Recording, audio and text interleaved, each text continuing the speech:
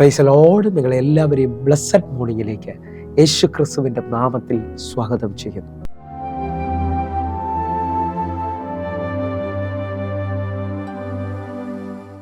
രക്ഷിതാവ് രാജവാൻ അതിക്കിൽ വാഴുന്നു, ഗീതം ഇത്ര ഇമ്പമായി എപ്പോഴും കേൾക്കുന്നു.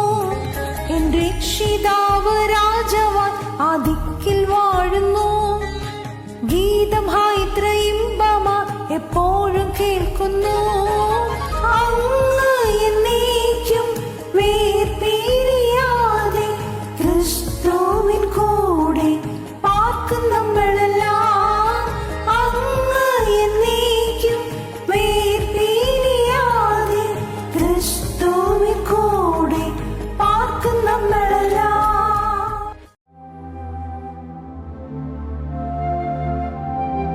പ്രിയരെ, അനുഗ്രഹിക്കപ്പെട്ട ഒരു പ്രഭാതം കൂടെ നമ്മുടെ ജീവിതത്തിൽ അനുവദിച്ചു തന്ന വലിയവനായ ദൈവത്തെ നമുക്ക് ഒരുമിച്ച് ചേർന്ന് നന്ദി പറയാം. എത്ര പേർ പറയും, ഞാൻ നിന്നതല്ല, എൻ്റെ ദൈവം എന്നെ നിർത്തിയതാണ്. ഒന്നുകൂടെ പറഞ്ഞു കഴിഞ്ഞാൽ 2025 ഏപ്രിൽ മാസം 25-ാം തീയതി വരെയും എന്നെയും എൻ്റെ കുടുംബത്തെയും കണ്ണിലെ കൃഷ്ണമണി പോലെ സൂക്ഷിക്കുകയും വിടുവിക്കുകയും ചെയ്ത വലിയവനായ ദൈവത്തിന് നന്ദി പറഞ്ഞുകൊണ്ട് ഈ പ്രഭാത ചിന്തയിലേക്ക് നമുക്ക് ഒരുമിച്ച് അടുത്തു വരാം. നമ്മെ ലജ്ജിപ്പിക്കാത്ത ദൈവം. പ്രിയരെ, പ്രാരംഭവാക്യത്തിലേക്ക് 34-ാം സങ്കീർത്തനം അതിൻ്റെ 5-ാമത്തെ വാക്യം. അവങ്കിലേക്ക് നോക്കിയവർ പ്രകാശിതരായി, അവരെ മുഖമോ ലജ്ജിച്ചു പോയതുമില്ല.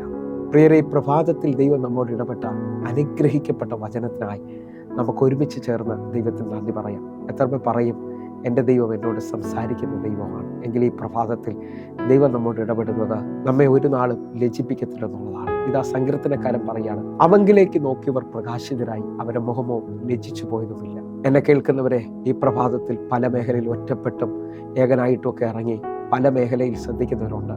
അവരോട് ഞാൻ ആത്മാവിൽ വിളിച്ചു പറയുന്നു, നിങ്ങൾ കർത്താവിനെയാണ് നോക്കുന്നതെങ്കിൽ, കർത്താവിൻ്റെ മുഖം അന്വേഷിച്ചാണ് ഈ ദിവസം നിൽക്കുന്നതെങ്കിൽ നിങ്ങൾ ലജ്ജിച്ചു പോകത്തില്ല. ഹല്ലേലൂയ. നിങ്ങളുടെ ജീവിതത്തിനകത്ത് എവിടെ നിങ്ങൾ തലകുനിക്കുന്നു, എവിടെ നിങ്ങൾ തീരുമെന്നൊക്കെ പറഞ്ഞു, അവിടെ എല്ലാം ദൈവത്തിൻ്റെ കരം വെളിപ്പെട്ടു വരും. ഹല്ലേലൂയ. ഒരു വീട്ടിനകത്തുനിന്ന് ഒറ്റയ്ക്ക് സത്യദൈവത്തെ അറിഞ്ഞ്, ഹല്ലേലൂയ, പാരമ്പര്യങ്ങളെ വിട്ട്, ഹല്ലേലൂയ, മറ്റ് ജാതി മാർഗങ്ങളൊക്കെ വിട്ട് യേശുവിന് വേണ്ടി ഇറങ്ങിയ നിങ്ങളെ നോക്കി പലരും പറയുന്നുണ്ടാക്കാം, നീ തീർന്നു പോകും, നീ അവസാനിക്കും, ഇനി നിനക്ക് രക്ഷയില്ല എന്നൊക്കെ പറയുമ്പോൾ എന്നെ കേൾക്കുന്നവരോട് ഒരുമിച്ചൊന്ന് വിശ്വസിച്ചുകൊണ്ട് ഈ വാക്യം പറയാൻ തയ്യാറാകണം.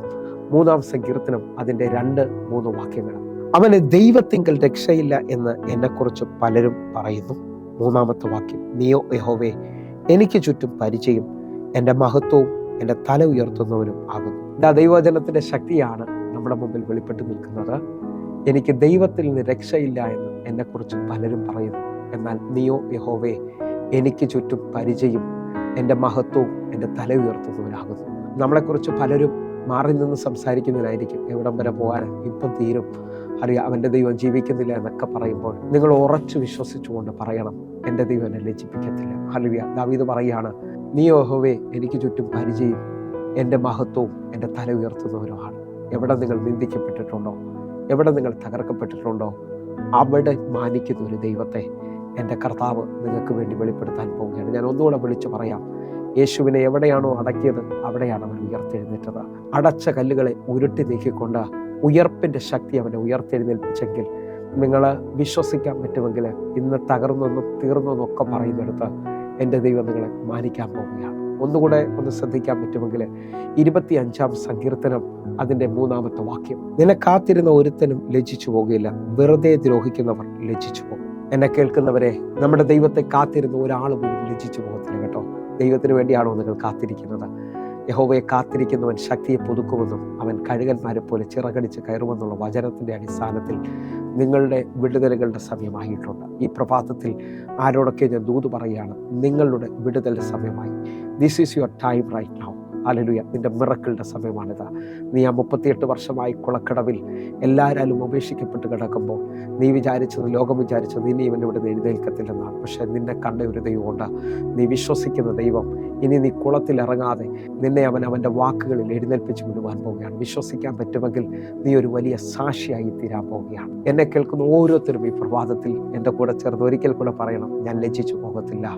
റോമാലേഖനം 10-ാം അധ്യായം അതിൻ്റെ 11-ാമത്തെ വാക്യം. അവനിൽ വിശ്വസിക്കുന്ന ഒരുത്തനും ലജ്ജിച്ചു പോകില്ല എന്ന് തിരുവെഴുത്തിൽ അരുൾ ചെയ്തിരിക്കുന്നുവല്ലോ. ഇതാ അടുത്ത വാക്യം നമ്മോട് വ്യക്തമായി പറയാണ്, അവനിൽ വിശ്വസിക്കുന്നു. നമ്മൾ 3 വാക്യങ്ങൾ വ്യക്തമായി കേട്ടു. 1, അവങ്കിലേക്ക് നോക്കിയവർ ലജ്ജിച്ചു പോകത്തില്ല.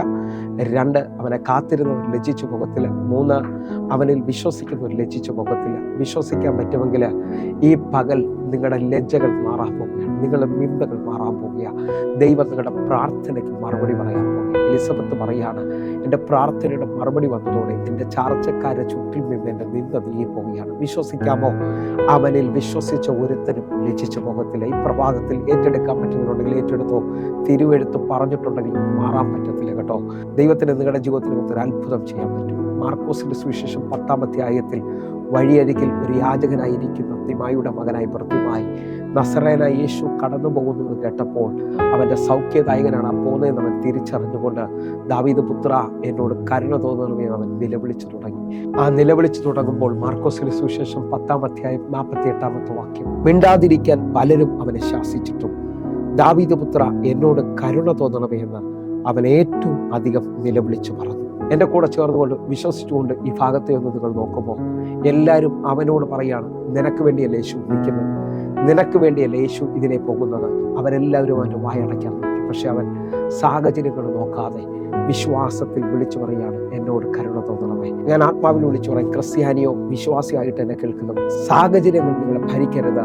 സാഹചര്യത്തിലല്ല ഞാൻ നിങ്ങൾ ജീവിക്കുന്നത്, സാഹചര്യത്തിൻ്റെ മുകളിൽ ദൈവത്തിന് നിന്നെ നടത്തുവാൻ കഴിയും. ഹല്ലേലൂയ എന്ന് പറഞ്ഞാൽ പലരും പത്രോസ് വെള്ളത്തിലേക്ക് ഇറങ്ങി നടക്കുമ്പോൾ പറഞ്ഞിട്ടുണ്ടാകാം, നീ മുങ്ങിപ്പോകും, ഇറങ്ങരുതെന്ന്. പക്ഷെ യേശുവിൻ്റെ വാക്കിനാൽ അവൻ വെള്ളത്തിന് മേൽ നടന്നതുപോലെ എല്ലാ സാഹചര്യങ്ങളെയും നിനക്ക് ജയിക്കാൻ കഴിയും.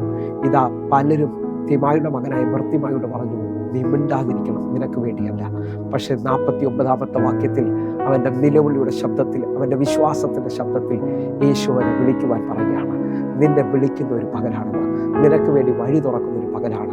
വിശ്വസിച്ചുകൊണ്ടൊന്ന് കണ്ണുകൾ അടയ്ക്കാൻ നമുക്ക് ഒരുമിച്ചൊന്ന് പ്രാർത്ഥിക്കാം. കർത്താവേ, ഞങ്ങളുടെ നിന്ദകളെ ഉരുട്ടി നിൽക്കുന്നതിനായിട്ട്, ഞങ്ങളുടെ ലജ്ജകളെ മാറ്റുന്നതിനായിട്ട്, ഈ പകൽ ഞങ്ങൾക്ക് വേണ്ടി ഒരു അത്ഭുതത്തെ ചെയ്യുന്നതിനായിട്ട്, എന്നെ കേൾക്കുന്ന ചില കുടുംബങ്ങളുടെ വിടുതലുകൾ ഇപ്പോൾ സംഭവിക്കുകയാണ്, തലമുറകളുടെ വിടുതലുകൾ സംഭവിക്കുകയാണ്, ചില ജോലി വിഷയങ്ങൾ മാറിപ്പോവുകയാണ്. കർത്താവിൻ്റെ അത്ഭുതകരം നിങ്ങളുടെ മുന്നിൽ വെളിപ്പെടുന്നു. എതിരുകൾ മാറുന്നത് വിശ്വസിക്കുന്ന കണ്ണുകൾ അടച്ചാട്ടെ. ഞങ്ങളെ സ്നേഹിക്കുന്ന ഞങ്ങളുടെ നല്ല കർത്താവെ, ഞങ്ങൾ ഒരുമിച്ച് ചേർന്ന് പ്രാർത്ഥിക്കുന്നു, ഞങ്ങൾ ഒരുമിച്ച് വിശ്വസിക്കുന്നു. ഞങ്ങൾ നിന്ദിക്കപ്പെടത്തില്ല. ദൈവം ഞങ്ങൾക്ക് വേണ്ടി വഴികൾ തുറക്കും, ഞങ്ങളെ അത്ഭുതത്തിലേക്ക് നടത്തുന്നു. ഒരു നാളും ഞങ്ങൾ നിന്ദിക്കപ്പെടത്തില്ലെന്ന് വിശ്വസിക്കുന്ന, ഞങ്ങളെ ഒരിക്കലും കൈവിടാത്ത ദൈവത്തിൻ്റെ കരത്തിലേക്ക് ഞങ്ങളെ ഏൽപ്പിക്കുകയാണ്. കർത്താവെ, ഇതൊരു അത്ഭുതത്തിൻ്റെ പ്രഭാതമാക്കണമേ. യേശുവിൻ നാമത്തിൽ ഞാൻ പ്രാർത്ഥിക്കുന്നു, കേൾക്കണം പിതാവേ, ആമേൻ. പ്രിയരെ, പ്രഭാത സന്ദേശം നിങ്ങൾക്ക് അനുഗ്രഹമാകുന്നുവെങ്കിൽ നമ്മുടെ യൂട്യൂബ് ചാനൽ സബ്സ്ക്രൈബ് ചെയ്യുകയും ഫേസ്ബുക്കിലേക്ക് നിങ്ങൾ ജോയിൻ ചെയ്യുകയും ചെയ്യണമെന്ന് ഓർപ്പിക്കുന്നു. അതേപോലെ തന്നെ എല്ലാ ദിവസവും വൈകിട്ട് 6 മണിക്ക് നമുക്ക് സൂമിൽ ആരാധനയുണ്ട്. വേഗത്തിൽ തന്നെ ഈ കാണുന്ന പ്രയർ ലൈനിലേക്ക് വിളിച്ചുകൊണ്ട് നിങ്ങളുടെ സൂം ഐഡികൾ നിങ്ങൾ സ്വീകരിക്കുകയും നിങ്ങളുടെ പ്രാർത്ഥനാ വിഷയങ്ങൾ അറിയിക്കുകയും ചെയ്യണമെന്ന് ഓർപ്പിക്കുന്നു. 9072 നമ്മുടെ വാട്സാപ്പ് നമ്പറാണ്. നിങ്ങൾ ജോയിൻ ചെയ്യണമെന്ന് ഓർപ്പിക്കുന്നു. കർത്താവിൻ്റെ വലിയ കരം നിങ്ങളെ കാക്കുമാറാകട്ടെ. God bless you. ആമേൻ.